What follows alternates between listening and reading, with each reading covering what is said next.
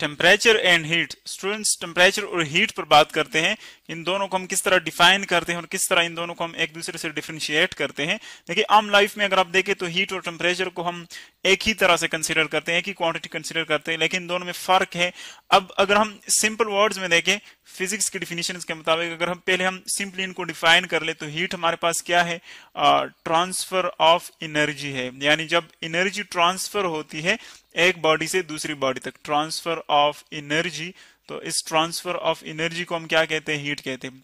अब इसके बाद हम इसको मजीद एक्सप्लेन करेंगे। इसी तरह अगर हम टेम्परेचर को सिंपल वर्ड्स में देखें तो इसको हम कहते हैं द डिग्री ऑफ, यानी अगर इसको हम डिफाइन कर ले simply, the degree of hotness, degree of hotness और कूलनेस, यानी कोई चीज जो है उसका हॉटनेस या कूलनेस लेवल क्या है, कितना वो गर्म है या कितना वो ठंडा है, इस लेवल को हम क्या कहते हैं, इस मेजरमेंट को, इसको हम कहते हैं टेम्परेचर। अब अगर हम इन दोनों एग्जाम्पल्स को एक ही इन दोनों क्वांटिटीज को एक ही एग्जांपल से समझने की कोशिश करें तो देखिए हम दो बॉडीज ड्रॉ करते हैं।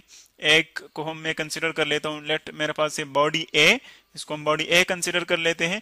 दूसरी हमारे पास एक बॉडी है जिसको हम ले लेते हैं बॉडी बी, यानी दो बॉडीज है, एक को बॉडी ए हमने कंसिडर किया, दूसरी बॉडी बी। अब अगर आप देखें दोनों बॉडीज जो है, अगर हम कहें कि ये हमारे पास दोनों मुख्तलिफ लेवल्स पर है। अब लेवल्स का मतलब ये है कि सपोज इस बॉडी को, इसको आपने रखा हुआ है आग के ऊपर, यानी इसको हीट पहुंच रहा है, कोई बर्तन है जिसमें आप कुछ चीज पका रहे हैं या इसको आग के ऊपर आपने रखा हुआ है, तो देखिए इसको जब आप टच करते तो ये आपको बहुत ज्यादा मतलब हॉट लगता है, गर्म लगता है।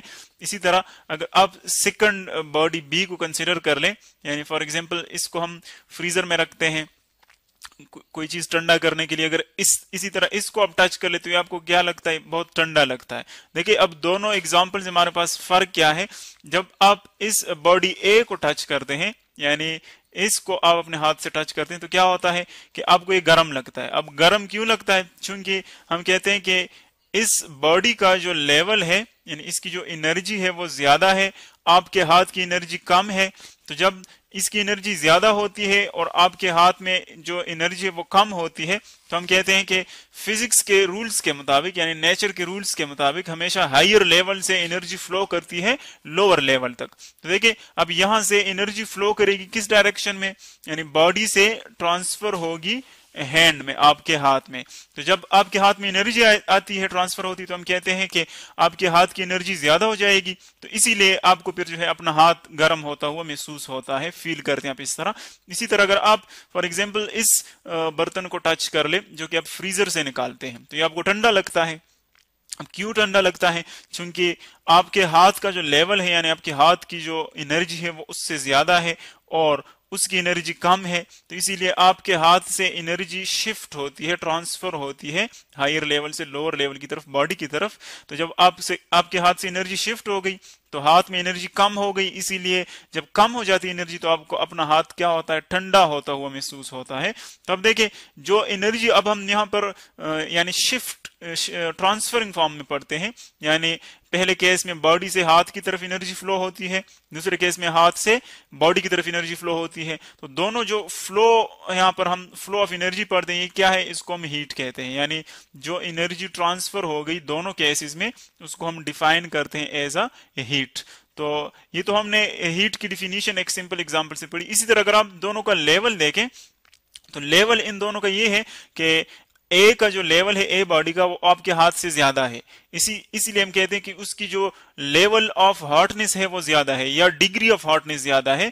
तो हम कहते हैं कि जिसका लेवल हायर हो उसका टेम्परेचर ज्यादा होगा, जिसका लेवल कम हो उसका टेम्परेचर कम होगा। तो पहले एग्जांपल में हमारे पास जो हैंड है उसका लेवल कम है तो उसका टेम्परेचर कम होगा इसका। इसी तरह जो आपके पास बॉडी है इसका लेवल ज्यादा होगा, ज्यादा हॉट है तो इसका टेम्परेचर ज्यादा होगा। सेकंड केस में हैंड का लेवल हाई है, इसका टेम्परेचर ज्यादा होगा, और जो बॉडी है उसका टेम्परेचर कम होगा क्योंकि उसका लेवल जो है वो कम है। तो अब इसको हम मजीद एक्सप्लेन करते हैं कि टेम्परेचर को हम एक और डिफिनीशन से एक्सप्लेन करते हैं कि इसको हम कहते हैं एवरेज काइनेटिक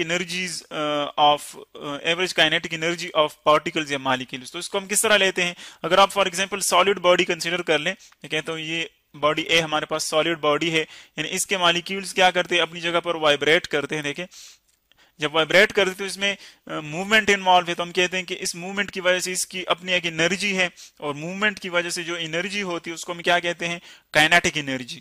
और काइनेटिक एनर्जी को अगर हम रिकॉल कर ले तो इसका हमारे पास फॉर्म है, mathematical form half M V square के इक्वल। इसमें m जो है मैस है पार्टिकल का, v इसकी वेलोसिटी है, इन दोनों पर डिपेंड करता है, तो ये इसकी मूवमेंट की वजह से काइनेटिक एनर्जी होगी। अब काइनेटिक एनर्जी हमारे पास यहाँ पर तीन किस्म की हो सकती है।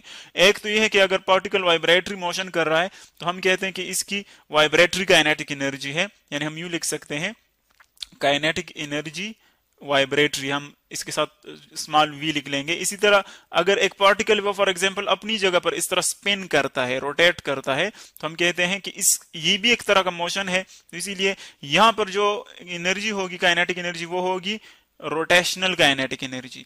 सिमिलरली अगर आप गैसेस और लिक्विड्स को देखें तो वहां पर मॉलिक्यूल्स कंटिन्यूसली एक जगह से दूसरी जगह शिफ्ट भी हो सकते हैं, परमानेंटली जाते हैं, तो वहां पर कौन सी एनर्जी होती है, ट्रांसलेशनल काइनेटिक एनर्जी। तो हम कहते हैं कि तीनों काइनेटिक एनर्जीज जो है वो हम डिस्कस कर लेते हैं। अगर हम इन तीनों को ऐड कर ले तो हमारे पास टोटल काइनेटिक एनर्जी आ जाएगी। देखें टोटल काइनेटिक एनर्जी, यानी टोटल काइनेटिक एनर्जी इसके इक्वल होगी। इस तरह जब ये अपना पोजीशन चेंज करता है तो हर लम्हा इसमें पोजीशन चेंज होने से एक और एनर्जी स्टोर होती है, और उसको हम क्या कहते हैं, पोटेंशियल एनर्जी।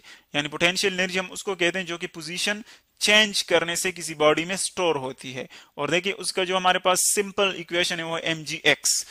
m इसमें मैस है, g इसमें ग्रेविटेशनल एक्सेलरेशन है, यानी वेलोसिटी में कितना चेंज आता है ग्रेविटी की वजह से, अर्थ फोर्स की वजह से, और x इसमें डिस्प्लेसमेंट में जितना चेंज आता है वो हम कहते हैं। अगर आप अप एंड डाउन मोशन कर दें तो फिर x को हम h से रिप्लेस कर लेते हैं। तो देखिए अब अगर इन दोनों को, यानी काइनेटिक एनर्जी जो टोटल काइनेटिक एनर्जी है और पोटेंशियल एनर्जी, अगर हम इन दोनों को ऐड कर लें तो हम कहते हैं कि इसकी जो टोटल एनर्जी है यहाँ पर हमारे पास, उसको हम कहते हैं इंटरनल एनर्जी। यानी ये हमारे पास उस पार्टिकल की टोटल एनर्जी आ जाएगी, और उसको हम क्या कहते हैं, इंटरनल एनर्जी। सॉरी, इसकी जो स्पेलिंग है वो इंटरनल एनर्जी। तो देखें अगर कोई पार्टिकल उसकी इंटरनल एनर्जी ज्यादा है दूसरे पार्टिकल से, तो हम कहते हैं कि उसकी टोटल एवरेज काइनेटिक एनर्जी क्या होगी, ज्यादा होगी। क्योंकि यहाँ पर हम पर पार्टिकल एनर्जी की बात करें तो इसलिए हम इसको एवरेज काइनेटिक एनर्जी में डिफाइन करते हैं।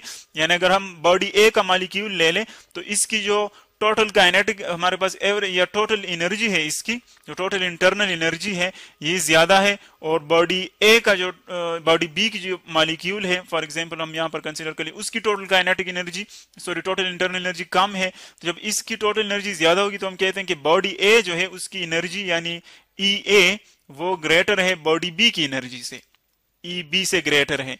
तो जब ये हायर लेवल पर होगा, ए हायर लेवल पर होगा और बी लोअर लेवल पर होगा, तो यहां से देखिए अगर इन दोनों को हम टच कर ले बॉडीज को तो यहां से एनर्जी शिफ्ट हो जाएगी, यहां पर यू शिफ्ट हो जाएगी लोअर बॉडी की तरफ।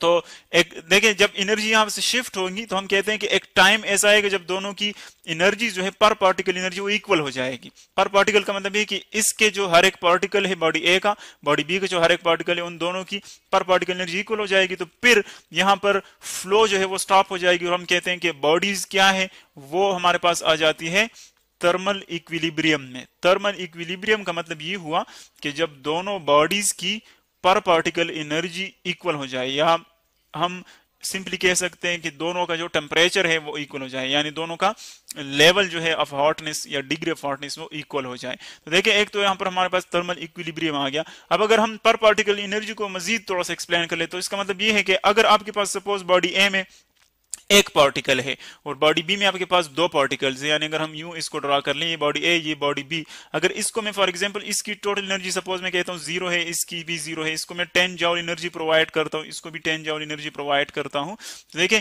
इसमें एक पार्टिकल को 10 जॉल एनर्जी मिल गई, ये 10 जॉल एनर्जी अगर हम यहाँ पर देखें तो ये दोनों में डिवाइड हो जाएगी इक्वली, तो हर एक पार्टिकल को 5 जॉल एनर्जी मिल जाएगी। यानी यहाँ पर टोटल एनर्जी दोनों में इक्वल है, लेकिन बॉडी बी में पर पार्टिकल एनर्जी यानी हर एक पार्टिकल के पास जो एनर्जी है वो कम है, तो इसीलिए हम कहते हैं कि पर पार्टिकल एनर्जी जो है एक्चुअली टेम्परेचर को शो कर दी। तो इसीलिए बॉडी ए का जो टेम्परेचर है वो हायर होगा, बॉडी बी का जो टेम्परेचर है वो लोअर होगा। और ये चूंकि मुख्तलिफ क्वांटिटीज हैं दोनों, टेम्परेचर और हीट, तो मुख्तलिफ यूनिट्स में हम इसको मेजर करते हैं। जो हमारे पास टेम्परेचर है उसको हम मेजर करते हैं केल्विन इसकी इंटरनेशनल और फ़ारेनहाइट और इसी तरह डिग्री सेंटीग्रेड, और जो हमारे पास हीट है उसको हम जॉल्स में मेजर करते हैं।